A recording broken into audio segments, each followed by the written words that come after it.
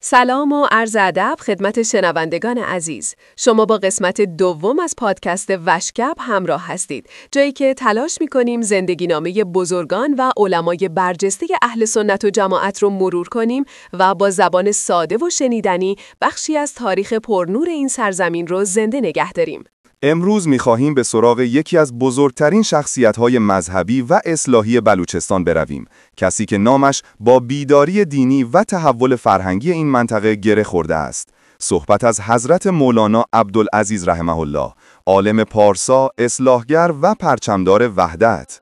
مولانا عبدالعزیز در سومین روز آذر ماه سال 1295 هجری شمسی در روستای دبکور از توابع شهرستان سرباز در جنوب شرقی بلوچستان چشم به جهان گشود. ایشان در خانواده‌ای رشد کرد که علم، تقوا و جهاد سه ستون اصلی زندگی محسوب می‌شد. پدر بزرگوارشان حضرت مولانا عبدالله رحمه الله نخستین عالم مجاهد و پرهیزگار منطقه سرباز بود، مردی که زندگیش را وقف علم و عمل کرده بود و بیش از 20 سال صوم داوودی داشت، یعنی یک روز روزه می گرفت و یک روز افطار می کرد. این فضای خانوادگی بهترین زمینه را برای تربیت فرزندی چون مولانا عبدالعزیز فراهم کرد. ایشان از همان کودکی به هوش و ذکاوت مشهور بودند و میل عجیبی به یادگیری علم داشتند. شاید جالب باشد که قرآن کریم را تنها در 3 ماه همراه با برادرش ملا عبدالغفور نزد استاد ملا عطا محمد در روستای مچان به پایان رساندند. این سرعت یادگیری نشان دهنده نبوغی بود که بعدها در تمام عرصه‌های علمی و اجتماعیش آشکار شد. کتب ابتدایی و مقدماتی را نزد پدر بزرگوارشان فرا گرفتند، اما روح جستجوگر و عشق به دانش آرام و قرار نداشت. برای همین تصمیم گرفتند راهی هندوستان شوند تا در بزرگترین مراکز علمی آن زمان یعنی دارالعلوم دیوبند و سپس دارالعلوم امینیه دهلی تحصیل کنند. سفری که در آن روزگار با فقدان امکانات بسیار طاقت فرسا بود. اما عشق به علم سختی‌ها را آسان می‌کند. مولانا عبدالعزیز در هندوستان از محضر علمای بزرگی مانند حضرت مولانا مفتی کفایت الله دهلوی رحمه الله کسب فیض نمودند. نبوغشان آنقدر آشکار بود که مفتی کفایت الله ایشان را مفتی دیار بلوچستان لقب داد.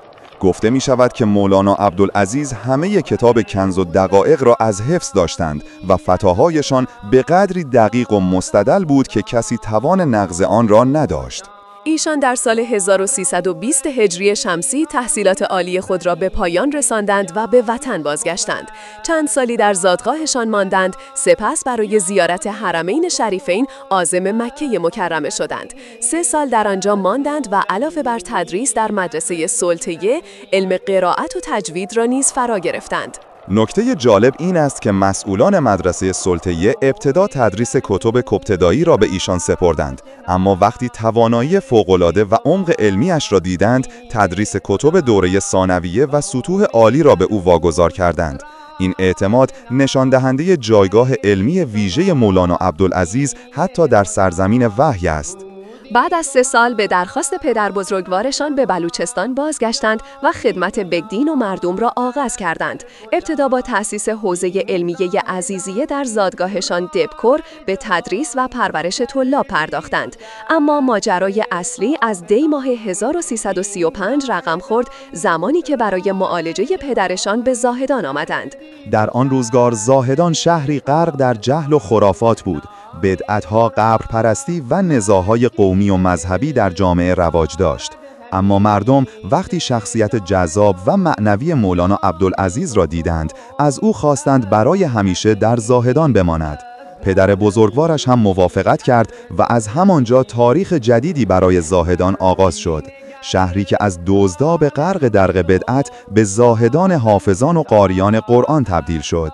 یکی از مهمترین ویژگی‌های مولانا عبدالعزیز روحیه وحدت طلبی بود. ایشان شیعه و سنی را یکسان می‌دید و حتی گاهی به مراجعه کنندگان شیعه بیشتر توجه می‌کردند تا مبادا احساس بیگانگی کنند. این نگاه در زمانه‌ای که تعصبات مذهبی شدید بود بسیار تحول‌ساز بود. ایشان معتقد بودند یک عالم سنی باید رفتاری کند که شیعیان هم در کنار او احساس برادری و امنیت کنند.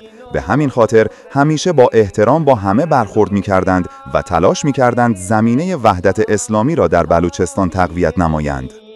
محور دیگری از خدمات اصلاحی ایشان مبارزه جدی با مواد مخدر بود. می‌فرمود این مواد خانمانسوز نسل‌ها را نابود می‌کند. هر کس به قاچاقچیان کمک کند، چه با شتر و چه با ماشین، شریک جرم است و در روز قیامت مورد سؤال خواهد بود. این سخنان در دورانی مطرح شد که مواد مخدر در مرزها رواج زیادی داشت و بسیاری از مردم گرفتار بودند. شجاعت مولانا در برخورد با این معضل اجتماعی جایگاه او را به عنوان یک مصلح دینی و اجتماعی برجسته‌تر کرد. ایشان با تأسیس حوزه علمیه دارالعلوم و مسجد مکی زاهدان فعالیت‌های مذهبی خود را به اوج رسانید و مردم منطقه را دین دوست و عاشق خدا و رسول گردانید. تأسیس مدرسه دارالعلوم و مسجد مکی زاهدان از بزرگترین دستاورد ایشان هستند. همچنین مولانا عبدالعزیز رحمه الله عاشق و دلباخته رسول الله صلی الله علیه و سلم بودند.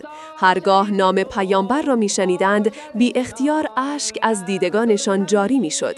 حتی در بستر بیماری وقتی نسیم خنکی از پنجره میوزید میفرمودند این نسیم مدینه است که مشامم را معطر میکند. این عشق عمیق به رسول اکرم در رفتار روزمره‌شان نیز آشکار بود.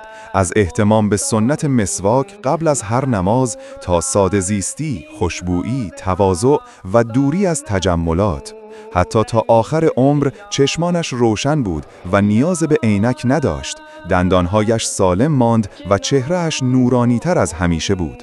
از نظر اخلاقی مولانا عبدالعزیز رحمه الله بسیار باوقار، مهربان و در عین حال با هیبت بودند.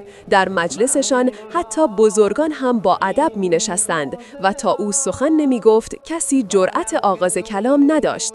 با این حال هر کس یک بار در محفلش می نشست محو محبت و آرامشش می شد. ایشان هیچگاه تعریف و تمجید را برای خود نمیپسندیدند. وقتی کسی جلویشان از او تعریف میکرد ناراحت میشد و میفرمود رسول الله صلی الله علیه و سلم فرمود هر کس را در جلویش تعریف کنی گردنش را زدی. سالهای پایانی عمر با بیماری قلبی و کلیوی همراه بود. برای درمان به انگلستان و سپس آمریکا رفتند، اما چون سنشان بالا بود امکان پیوند کلیه فراهم نشد. حتی در آمریکا حاضر نبودند به مسجدی بروند که نمازگزاران به سنت رسول الله پایبند نبودند، بلکه با سختی به مسجدی دورتر می رفتند که جوانان مؤمن و متدین آن را اداره می کردند. این نشان می‌دهد که حتی در سخت‌ترین لحظات بیماری، اخلاص و غیرت دینی ایشان دست نخورده بود. سرانجام در 21 مرداد 1366 هجری شمسی در شهر مشهد دعوت حق را لبیک گفتند و به لقاء الله پیوستند. رحمت و مغفرت الهی بر روح این عالم ربانی. بیشک اگر چند سالی بیشتر زنده می‌ماندند، تحولات عظیمتری در منطقه رقم می‌خورد. اما همان اندازه که زیستند با علم و عمل و اخلاص خود مسیر بلوچستان را دگرگون ساخت. بعد از ایشان مدیریت دارالعلوم و امامت جمعه به مولانا عبدالحمید اسماعیل زاهی رسید که به حق ادامه دهنده راه ایشان بود. در ادامه به زندگی نامه درخشان ایشان هم می‌پردازیم. این بود مروری بر زندگی پرثمر و پرفیض حضرت مولانا عبدالعزیز رحمه الله.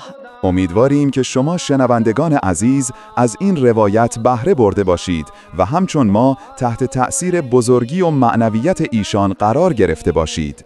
با ما همراه باشید در پادکست های بعدی وشگب، جایی که زندگی بزرگان، حکایات صحابه و تاریخ درخشان علمای اهل سنت را به زبان امروز برای شما روایت می کنیم. تا دیداری دیگر شما را به خدا می سپاریم.